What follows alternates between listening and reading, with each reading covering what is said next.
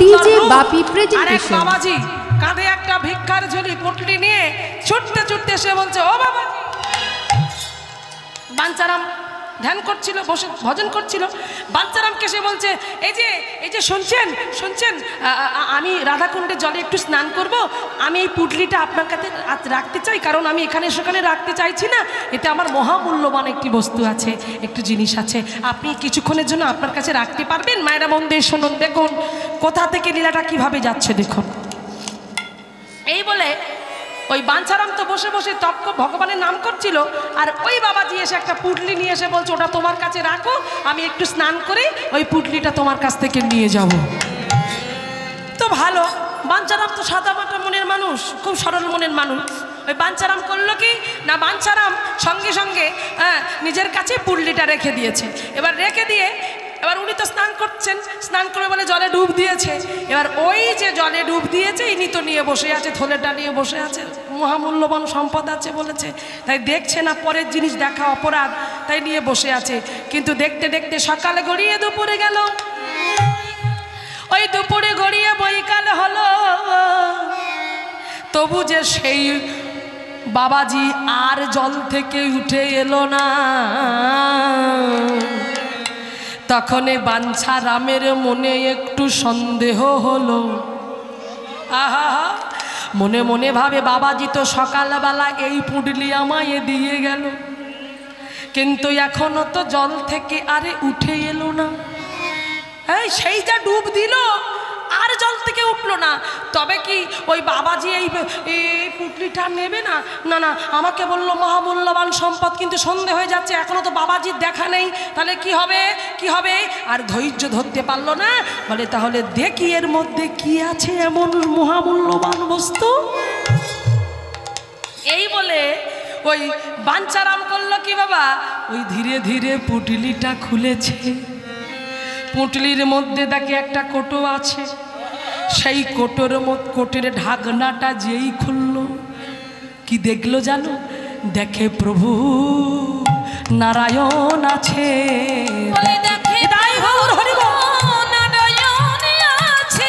দেখে প্রভু নারায়ণ আজ ভক্ত কৃপা হবে বলে,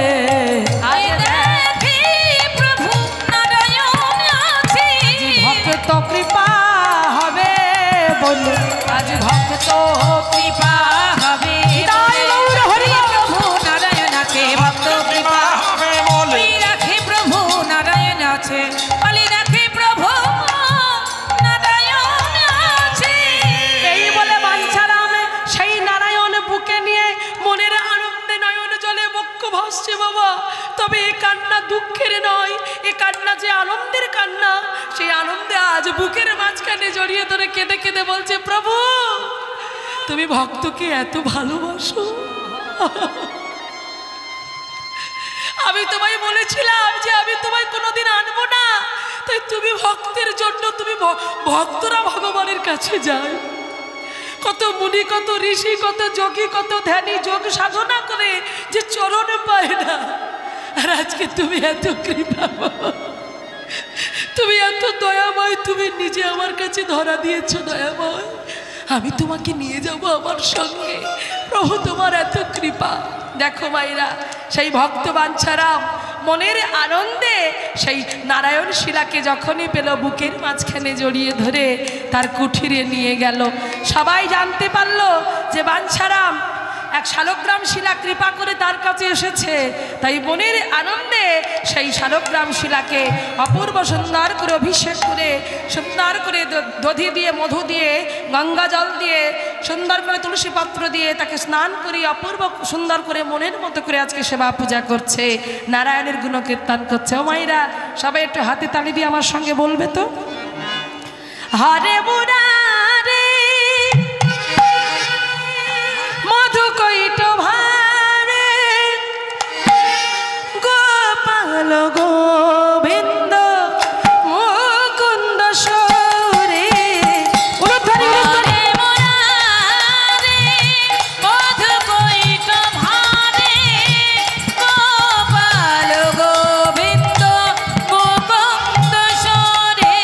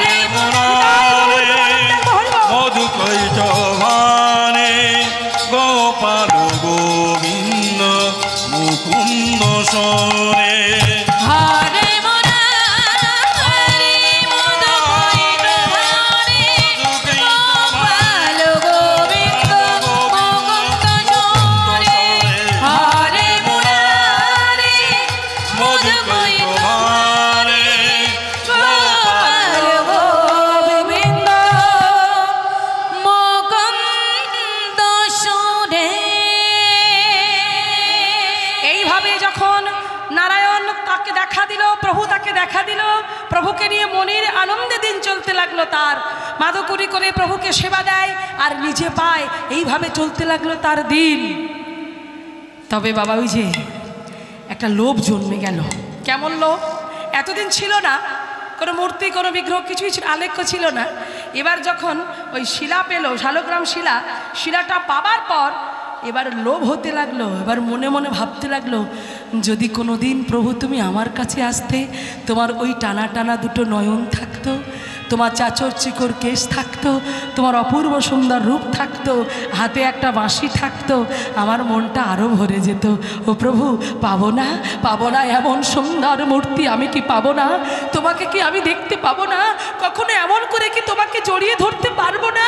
বলো না দয়াময়, বলো না। দেখো বাবা কি ইচ্ছা, দেখো চিন্তা ভাবনাটা দেখুন বাঞ্ছারামের। বলছে তোমাকে এমন করে বুকে জড়িয়ে ধরবার মতো পাবো না। আর আমাদের কি ইচ্ছা, সারা জীবন আমরা ছুটে গেলাম যেটা আমার নয়।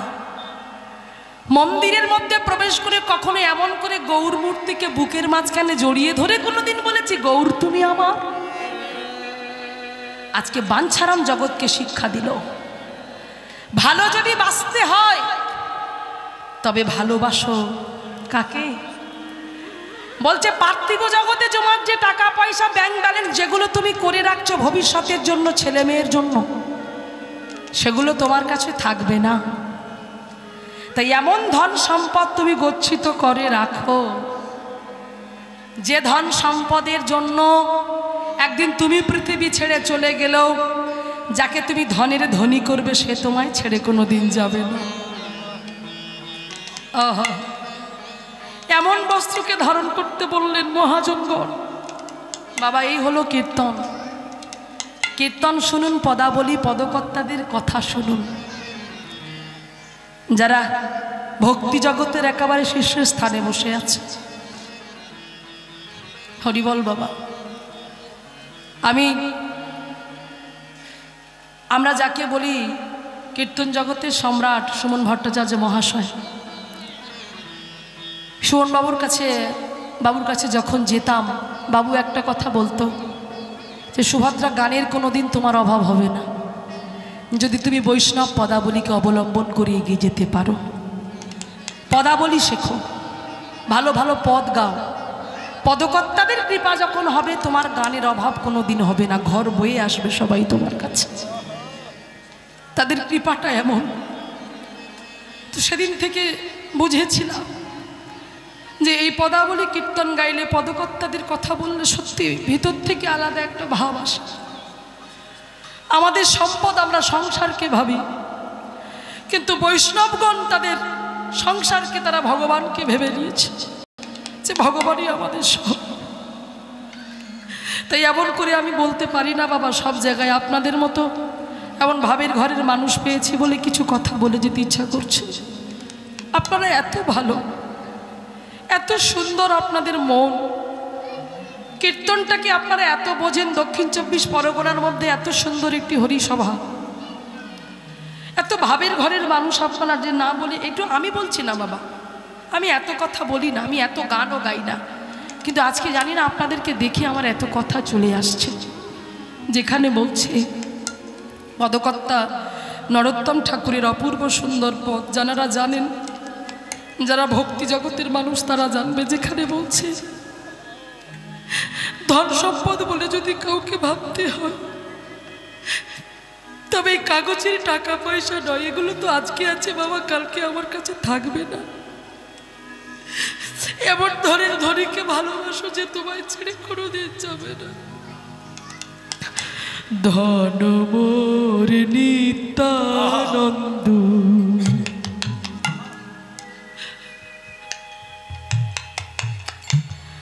পতি মোর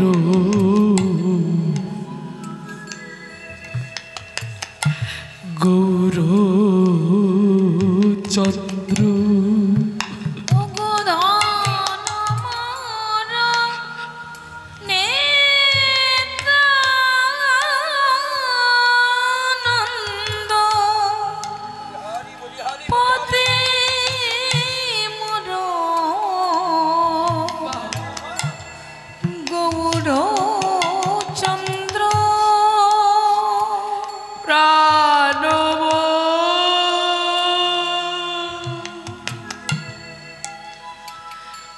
যুগল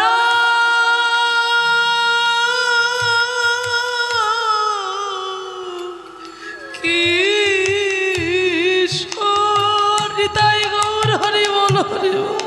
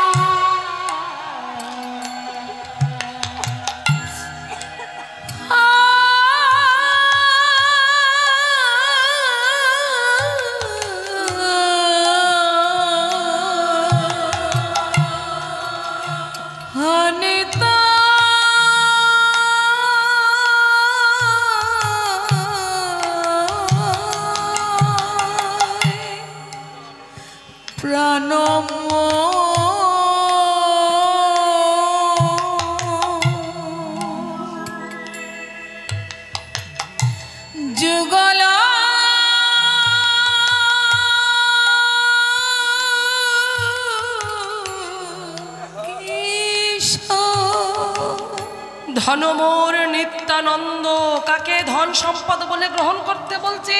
যে নিতাই চাঁদের চরণ ধরো। নিতাই হলো আমাদের কাছে ধন সম্পদ। নিতাই মোর জীবন ধন, নিতাই মোর জাতি, নিতাই বিহনে মোর আর নাহি গতি। নিতাই বিহনে আমাদের কোনো গতি নাই বাবা। নিতাই চাঁদের চরণটা ধরতে বলছে। নিতাই হলো আমাদের ধন সম্পদ, নিতাই হলো আমাদের সব কিছু। সেই নিতাইকে শক্ত করে ধরো। যে দেশে নিতাই নাই সে দেশে না যাব, নিতাই বিবনা জনার মুখ কভু না হেরিব। গঙ্গা যার পদ জলে হরশিরে ধরে, আহা হেন নিতাই না ভজিয়া দুঃখ পেয়ে মরে। লোচন বলে মোর নিতাই যেবা নাহি ভজে, অনলে ভেজাই তার মাঝ মুখখানে। তাই নিতাই চাঁদের চরণ ধরো। নিতাই হলো ধন। আর কাকে বলছে? নিতাই মোর জীবন ধন, ধন মোরে নিত্যানন্দ। আর স্বামীকে পতি মোরে গৌরচন্দ্র। তাহলে আমার স্বামীকে কাকে স্বামী বলছে? আমার গৌরচন্দ্র। এই যে দেখুন বসে আছে, লক্ষ্য করুন। ওটা হলো আমার স্বামী, শুধু আমার নয়, আপনাদের স্বামী, আমাদের প্রত্যেকের স্বামী। তিনি জগতের স্বামী, আমার গৌর সুন্দর। সেই জন্য নরোত্তম ঠাকুর বলছেন পতি হলো গৌরচন্দ্র। পার্থিব জগতে বাবা মা যার সঙ্গে যে ছেলের হাতে বিয়ে দিয়েছে ওরা আমাদের স্বামী বটে, তবে এদের কোনো গ্যারান্টি নেই। কোনো গ্যারান্টি আছে বাবা মায়েরা? আজ আছে কাল নাও থাকতে পারে। আজকে সিঁদুর পরে বসে আছি, কালকে কপালে নাও থাকতে পারে, কোনো গ্যারান্টি নেই। কিন্তু বলছে যদি তুমি ওনাকে পতি বলে বরণ করতে পারো, গৌরচন্দ্রকে পতি বলতে পারো, তাহলে তোমার চিহ্ন কোনো দিন মুছবে না। যতদিন তুমি পৃথিবীর বুকে জীবিত থাকবে ততদিন সেই চিহ্ন নিয়ে তুমি ফিরতে পারবে না। তাই গৌর প্রেমানন্দ একবার হরি বল হরি বল। তাহলে আমাদের পার্থিব জগতে যে স্বামী, হ্যাঁ ও মাইরা, সেই স্বামীকে যদি রান্না বান্না করতে করতে একটু ভুল হয়ে যায়, নুন বেশি পড়ে যায়, ঝাল বেশি হয়, চুলের মুঠি ধরে ওই মার শুরু হবে। কিন্তু যে পতিকে রোজ নকুলদানা দিচ্ছ, একদিনও বলে না কেন নকুলদানা দিচ্ছ, একটু ভালো মন্দ খেতে দাও না, কোনোদিন বলে না। অথচ সেই পার করবে তোমাকে, ভেবে দেখো। হ্যাঁ, তাহলে আমাদের যে এই যে পতি, আমাদের পার্থিব জগতের পতির চিহ্ন সিঁদুর, হাতের শাখা, তাহলে এই পতির চিহ্ন কোনটা? বাহ, এই পতির চিহ্ন হলো ললাটে তিলক। এই তিলক রচনা যার থাকবে মহাপ্রভু তাকে গিয়ে জড়িয়ে ধরে, তাকে আপন করে, তাকে ভালোবাসে। কারণ যার কণ্ঠে তুলসীর মালা থাকবে, যার ললাটে তিলক থাকবে, আমার ভগবানের সে প্রিয় হয়ে উঠবে। ভগবান তার চারিপাশে শুধু ঘুরবে। নিতাই গৌর প্রেমানন্দ একবার হরিবে। তাহলে প্রতিমোর গৌরচন্দ্র, প্রাণমোর কে? প্রাণমোর যুগল কিশোর, উলুধ্বনি দিয়ে নিতাই গৌর প্রেমানন্দ একবার হরি। প্রণমো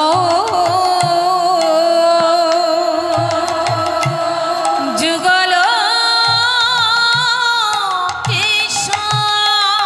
অদ্বৈত আচার্য বল।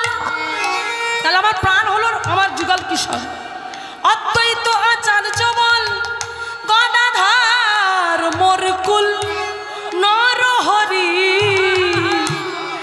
বিলাসাই মোর আমার নরহরি বিলাসায় মোর। সেই জন্য আজকে সেই বাঞ্ছারাম যখনই পেল ধন সম্পদ হিসাবে, এবার তার ইচ্ছা হলো কবে আমি মূর্তি পাবো। মনে মনে আশা জাগলো সেই মূর্তির পূজা করব। আর যখনই সেই আশাটা জাগলো, জাগবার সঙ্গে সঙ্গে ওমা ভগবান বললেন যে যতমাং প্রবাদ্যম তেস্তাং তথৈব ভজম মহাম, যে ভক্ত আমাকে যেমনভাবে ভজনা করে আমি তাকে নিজে সেইভাবে ভজনা করে থাকি। তাই কিভাবে কৃপা হলো দেখুন মায়েরা। ভগবানকে পাওয়ার ইচ্ছা থাকলে ভগবানই তোমাকে পথ দেখিয়ে দেখবে কিভাবে তুমি ভগবানকে খুঁজে পাবে। হঠাৎ একদিন ঝড় দুর্যোগ, হঠাৎ একদিন বৃষ্টি, ঝড়, বজ্র বিদ্যুৎ, এমন সময় ওই রাস্তাঘাটে কেউ বেরোতে পর্যন্ত পারছে না। হ্যাঁ, শিয়াল কুকুর পর্যন্ত রাস্তায় বেরোতে পারছে না। এত বৃষ্টি হচ্ছে, এত ঝড় হচ্ছে, সবাই দরজা জানলা বন্ধ করে দিয়ে বসে আছে। আর এদিকে ওই বাঞ্ছারাম তিনি হলেন পরম ভক্ত। আর ওই পরম ভক্ত তিনি হলেন পরম ভক্ত। সেই পরম ভক্ত হয়ে আজকে সেই বাঞ্ছারাম কি করলেন, ওই ঝড় দুর্যোগের রাত্রিতে, সেই ঝড় দুর্যোগের সময় আজ চলেছে প্রতিদিনের মতো কারতীয় নদীতে যেমন করে স্নান করে, সেই কারতীয় নদীর জলে গিয়ে আজকে তিনি স্নান করলেন। আর ওই কারতীয় নদীর জলে গিয়ে যখন স্নান করলেন, স্নান করবার পরে যখন তিনি উঠে চলে আসবেন, এমন সময় দৈববাণী হলো, বাঞ্ছারাম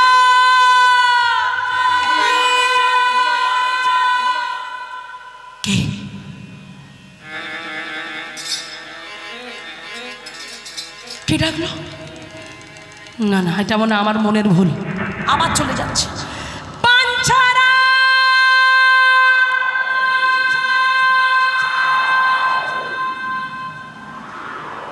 কে? আবারও যেন আমাকে বাঞ্ছারাম বললো, আবারও যেন আমাকে বাঞ্ছারাম বললো, বাঞ্ছারাম আমি। কে? কে তুমি? কে তুমি? আমাকে বাঞ্ছারাম বলে ডাকলে তুমি কে? উত্তর দাও, তুমি কে? আমি হলাম বিনোদ। বিনোদ? বিনোদ? তুমি বিনোদ? তুমি কোথায় আছো? তুমি কোথায় আছো? আমি অনেক দিন ধরে এই কারতীয় নদীর জলে আমি ডুবে আছি। আমাকে তুমি উদ্ধার করো বাঞ্ছারাম, উদ্ধার করো। ভগবান তাহলে কোথায় আছে? ওই জলের তলায় মা, সেখান থেকে উদ্ধার করতে বললেন। তখন বাঞ্ছারাম বলল, ওগো দয়াময়, ওগো প্রভু, আমি তোমাকে উদ্ধার করতে পারি, তবে তোমাকে একটা কথা দিতে হবে। কি কথা? আর 5টা সাধারণ ভক্তের মতো তুমি আমাকে সহজ সরল ভেবো না। আমি খুব শক্তপোক্ত ভক্ত, আমি তোমাকে নিয়ে যেতে পারি, তবে আমি তোমাকে নিয়ে যাব আর তুমি গিয়ে সিংহাসনে মূর্তি হয়ে থাকবে, ওটা বাপু হবে না। তাহলে তোমাকে আমি যা মাদুকুরি করে নিয়ে এসে যেটা রন্ধন করে ভোগ লাগাবো, ওই মূর্তিতে আমি ভোগ লাগাতে পারবো না। তোমাকে ছোট্ট ছেলে হয়ে, রক্ত মাংস গড়া ছেলে হয়ে ওই মূর্তি থেকে বাহির হয়ে আমার সামনে বসে বসে আমি যেটা দেব সেটা সেবা করতে হবে। নিতাই গৌর হরি। তখন ভগবান বলছে, সেটা হয় না। কেন হয় না? কেন কেন হয় না? আমি যে মূর্তি, মূর্তি কখনো নিজে হাতে খেতে পারে না। বলে মূর্তি যদি খেতে না পারে তবে মূর্তি আমার সঙ্গে কথা বলছে কি করে? বল, নিজের জালে নিজে জড়িয়ে পড়ছে ভগবান। বলছে মূর্তি যদি কথা বলতে খেতে না পারে তাহলে মূর্তি আমার সঙ্গে কথা বলছে কি করে? মূর্তি তো কথা বলছে। তা যে মূর্তি আমার সঙ্গে কথা বলতে পারে সে নিশ্চয়ই হাতে তুলে খেতেও পারে। তখন ভাবছে এ আমি কোন ভক্তের পাল্লায় পড়লাম রে বাবা, এ কেমন শক্ত ভক্ত ভক্ত, এমন আগে কোনো দিন হয়েছে?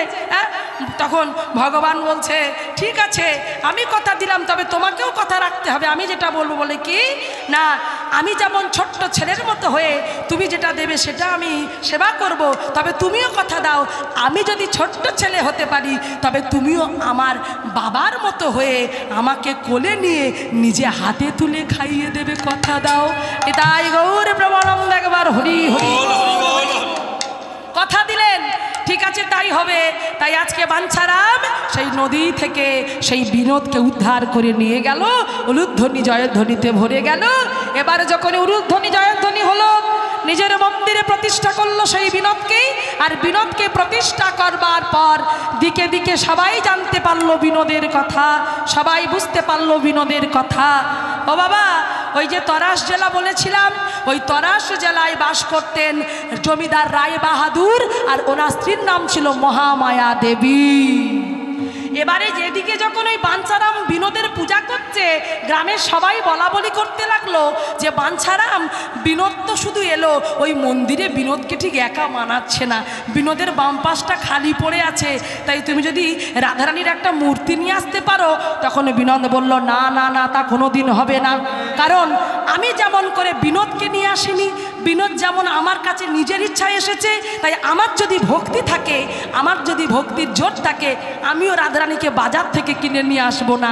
ওই রাধারানী আমার কাছে যদি কোনোদিন পায়ে হেঁটে আসে তবেই আমি বিনোদের পাশে ঠাঁই দেবো। হরি বল, রাধে রাধে। তাই আজকে বিনোদ মনে মনে চিন্তা করলে, এই রে আমার বাবা তো আমার বিয়ে দেবে না দেখছি, এই আমার সম্বন্ধ আমাকেই ঠিক করতে হবে। হ্যাঁ, আমার বাবা আমার পাশে আনবে না, ফাঁকা থাকলে আমার মনটা তো কেমন হবে, আমি যুগলে থাকতে চাই, কিন্তু তাহলে কি হবে? তখন বিনোদ চিন্তা করছে, সঙ্গে সঙ্গে রাধারানীকে স্মরণ করলো, রাধে তুমি জন্ম নাও, মহামায়ার গর্ভে এসো, রায় বাহাদুরের বাড়ি এসো, তুমি আমার পাশে দেখো আসনটা ফাঁকা পড়ে আছে, তোমাকে আসতে হবে, তোমাকে এসে আমার বাম পাশে দাঁড়াতে হবে। বিনোদ বললেন। আর যখনই বিনোদ বলল, রাধারানী বিনোদের ডাকে সাড়া দিয়ে সেই মহামায়ার কোল আলো করে ফুটফুটে কন্যা সন্তানের জন্ম হলো। সেই সন্তানে ধীরে ধীরে বড় হলো। এবারে যখন বড় হলো, মেয়েটার বয়স বাবা 10 বছরের মেয়ে, অন্তরে ভগবানের প্রতি ভক্তি, ভগবানের প্রতি ভালোবাসা। দিকে দিকে যখন তার নাম প্রচার হতে লাগলো, বিনোদের বাঞ্ছারামের বিনোদ, যে হাতে তুলে সেবা করে।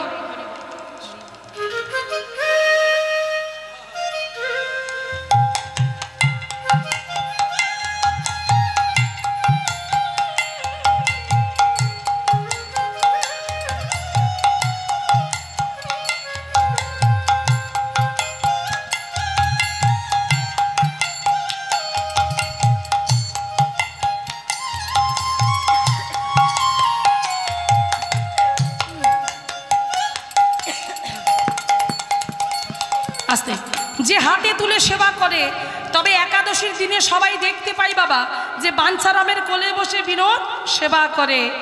একদিন রায় বাহাদুর রাত্রিবেলা স্বামী স্ত্রী দুজনে শয়ন করে আছে পালঙ্কের উপরে। মাঝখানে শয়ন করেছিল কে? কে? তাদের সেই ছোট্ট মেয়েটা, 10 বছরের মেয়েটা। নাম কি ছিল? তার নাম রাখা হয়েছিল, তারও নাম ছিল রাধারানী। রাধারানী নাম রাখা হয়েছিল। তো সেই রাধারানী মাঝখানে, বাবা মার মাঝখানে শুয়ে আছে। বাবা মা ভাবছে ঘুমিয়ে পড়েছে। এদিকে বাবা মাকে বলছে, জানো নবগ্রামে একটা অপূর্ব সুন্দর ঘটনা ঘটেছে। বলে কি, বাঞ্ছারাম নামে এক ভক্ত আছে, সেই বাঞ্ছারামের ডাকে বাঞ্ছারাম বিনোদ বলে এক বিগ্রহকে সেবা করে। সেই বিনোদ নাকি তার ডাকে সাড়া দেয়, বিনোদ নাকি তার কোলে বসে সেবা করে। আর ওইটা দেখা যায় একাদশীর দিনে। চলো যা হবে গিন্নি, চলো আমরা দেখে আসি বিনোদকে, একবার দেখে আসি কেমন সেই বিনোদ, কেমন কোলে বসে সেবা করে। বলে আমার তো তুমি বলছো বলে আমার তো আজকে ঘুম ধরবে না, আমার তো যেতে ইচ্ছা করছে, চলো না তবে কালকে বেরিয়ে পড়ি। তাহলে বাবা বলছে কে? রায়বাহাদুর। কাকে বলছে? স্ত্রী মহামায়াকে বলছে। আর শুনছে কে? হ্যাঁ, ওই মাঝখানে যে শুয়ে আছে বাবা মার মাঝখানে ছোট্ট রাধারানী, সে শুনে ফেললো বিনোদকে দেখতে যাবে। বিনোদ, তবে আমিও যাব, কিন্তু মা যদি না নিয়ে যায় আমি মাকে ঠিক বলবো যেন আমাকে নিয়ে যায়। হরি হরি বল। এই বলে করলো কি, সেই সকালবেলা বেরিয়ে যাচ্ছে রায়বাহাদুর আর মহামায়া, দুজনে বেরোবে, পালকি প্রস্তুত হয়ে গেছে, বেরোবে। আর এমন সময় কি হলো, যেই বেরোতে যাবে ওই ছোট্ট মেয়েটা আঁচল টেনে ধরে বলছে, মা মা আমি তোমার সঙ্গে যাব। এই তুই যাস নে, তুই থাক, আমরা যাবো আর আসবো না, আমি তোমার সঙ্গে যাব। মেয়ে যখন কান্না জুড়ে দিয়েছে, বাবা বলে আর অত করে বলছে যখন, চলো না মেয়েকে নিয়ে যাই। ও মা, মেয়ে না গেলে হবে কেন? হরি হরি, সবই তো ভগবানের যোগাযোগ। মেয়ে না গেলে দেখবে, না দেখলে চিনবে কি করে যে কোথায় আমি যাচ্ছি, কি ঘটনা ঘটবে এরপরে। এই বলে আজ রাধারানী মনের আনন্দে চললো, পালকিতে করে চলেছে। হ্যাঁ, সেই পালকি নিয়ে মনের আনন্দে যাচ্ছে কোথায়? সেই নবগ্রামে। হ্যাঁ, নবগ্রামে পালকি নিয়ে যাচ্ছে। পালকি চলে রে,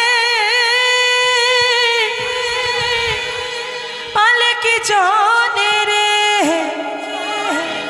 পালকি চলে রে, চলে রে, চলে রে, পালকি চলে রে, পালকি চলে রে। উলুধ্বনি এটাই গৌর প্রেমানন্দ, একবার হরিব। হেই আমার না, হেই আমার না, হেই আমার পালকি চলে রে,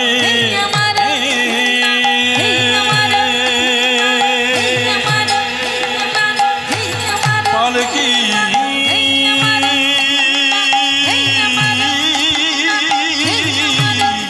চলে রে, চলে রে,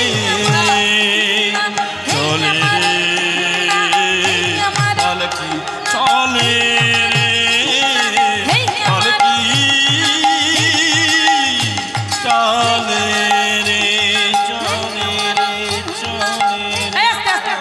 আস্তে। আরে ওটা কি আসছে পালকিতে করে? তো জমিদার বাবু মনে হচ্ছে।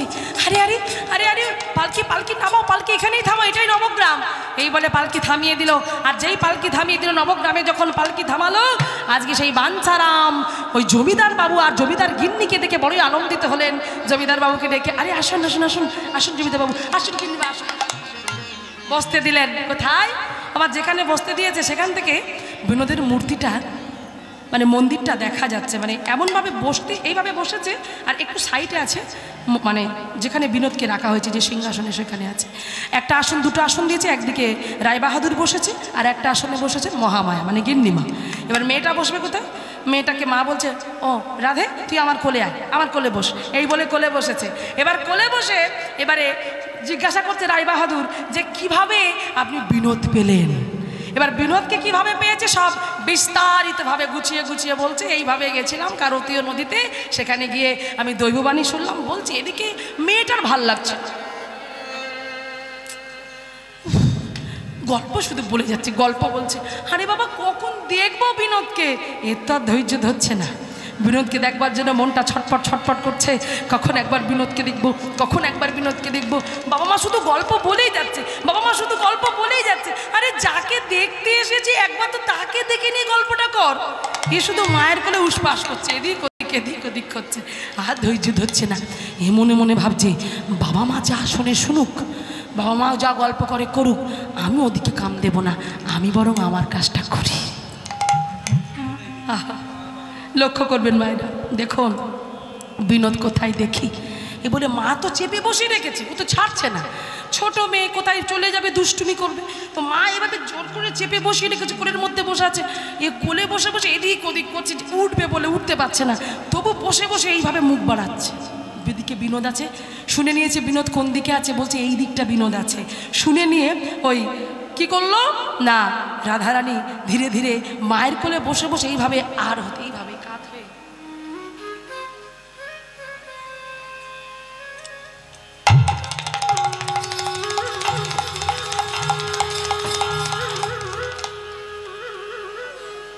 আবার মায়ের কোলে বসে বসে মানে দেখেই চমকে গিয়ে আবার মায়ের চোখ বন্ধ করে নিয়েছে। কেন? রাধারানী ভাবলো এটা কি হলো আমার সঙ্গে। মানে রাধারানী যখন বিনোদের নয়নে নয়ন দিল, ওই নয়নে নয়ন দেওয়ার সঙ্গে সঙ্গে বিনোদের নয়নে আর রাধারানীর নয়ন যখন মিলিত হলো, হওয়ার সঙ্গে সঙ্গে বিনোদ যেন মুচকি হেসে মৃদু হেসে রাধারানীর দিকে তাকিয়ে যখন এইভাবে ডাকলো,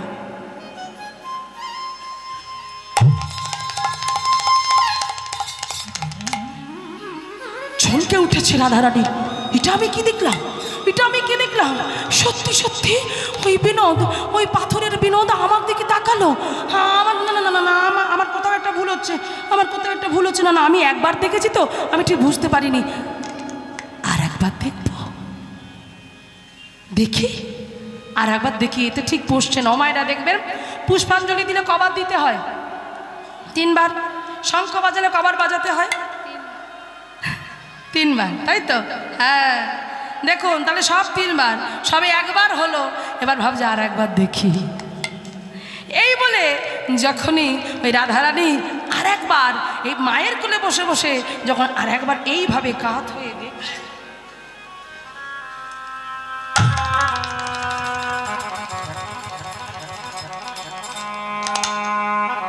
এবার কি দেখলো? তখন তো শুধু চোখের ইশারা করেছিল। এইবার রাধারানী যখনই মুখটা বাড়িয়ে দেখেছে বিনোদকে, বিনোদ যেন তার দিকে তাকিয়ে বাঁশিটা হাতে ছিল। দ্বিতীয়বার যখন বিনোদের দিকে তাকালো, তাকানোর সঙ্গে সঙ্গে বিনোদ যেন বাঁ হাতে বাঁশিটা ধরে এক হাতে এইভাবে ডাকছে, রাধে এসো।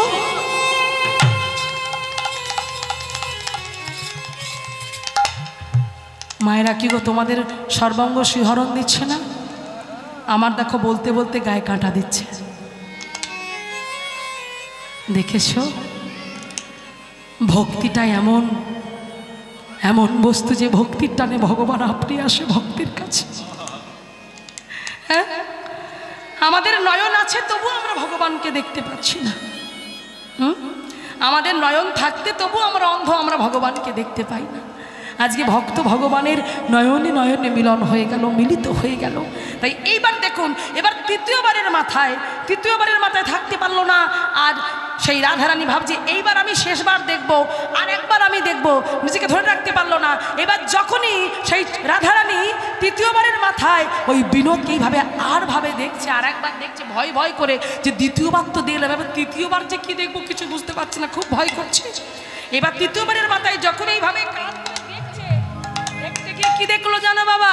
এইবারে বিনোদ আর হাতে বাঁশি নাই, এইবারে বাঁশি ছেড়ে দিয়ে এইবারে যেন 2 হাত দিয়ে ডাকছে, রাধে উলুধ্বনি নিতাই গৌর প্রেমানন্দ। একবার হরিব হে রাধে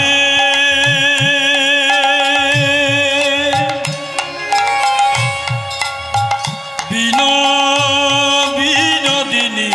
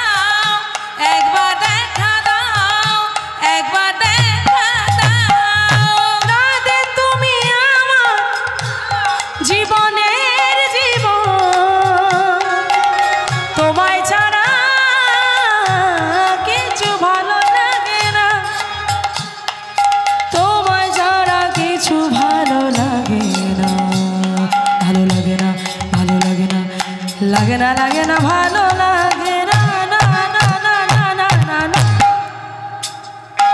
কৃষ্ণ প্রেম পাগলিনী পাগলিনী পাগলিনী ভাব সাগরের মরালিনী মরালিনী মরালিনী শ্যাম গরবের গরবিনী গরবিনী গরবিনী বিশ্বভানু রাজনন্দিনী উলুধ্বনি গাই গৌর হরি বল।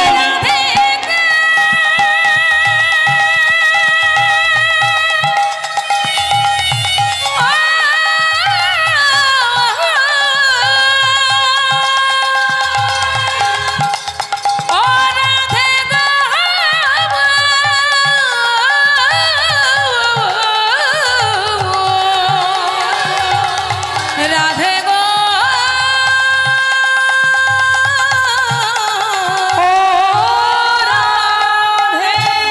এইবারে যখন রাধা রানীকে বলল, রাধে তোমার জন্য আমার বাম দিকের আসনটা এখনো খালি পড়ে আছি, তুমি বিলম্ব করো না, আমার কাছে এসো।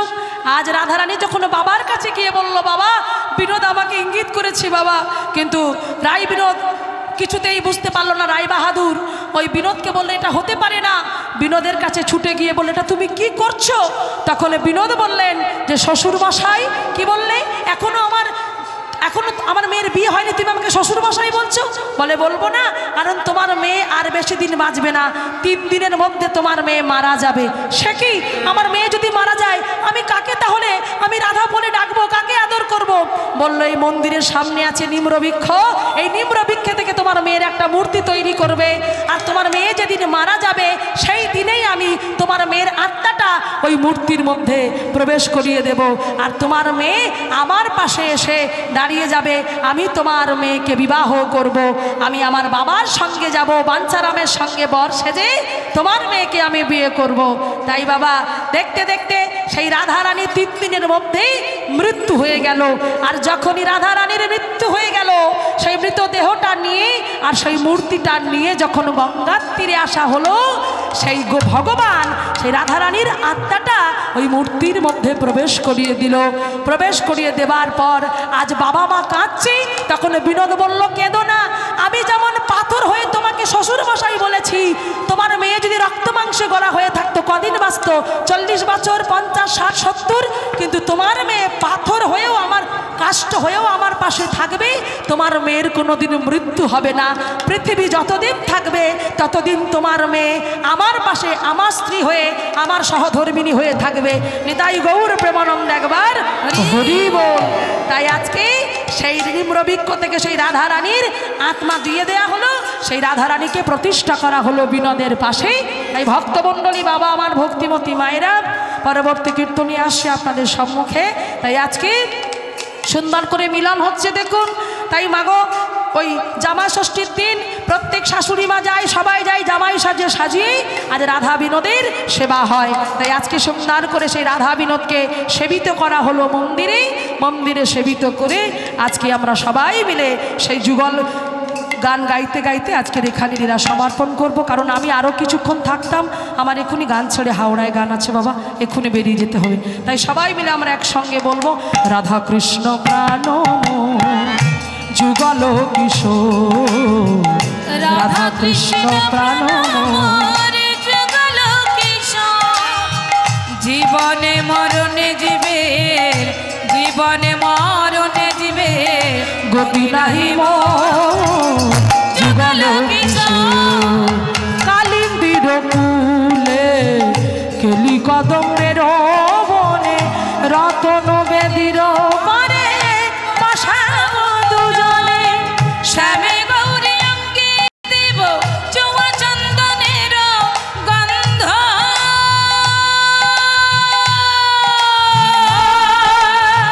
চামর ঢুলাইব কথা হেরিব মুখ চন্দ্র, গাথিয়া মালতীর মালা দিব দুহারি গলে, অধরে তুলিয়া দেব কর্পূর কাম্বলে, ললিতা বিশাখায় আদি যত সখীবৃন্দ, আজ্ঞায় করিব সেবা চরণার বৃন্দ, শ্রীকৃষ্ণ চৈতন্য প্রভু দাসী অনুদান, সেবায় অভিলাষ করে নরোত্তম দাস।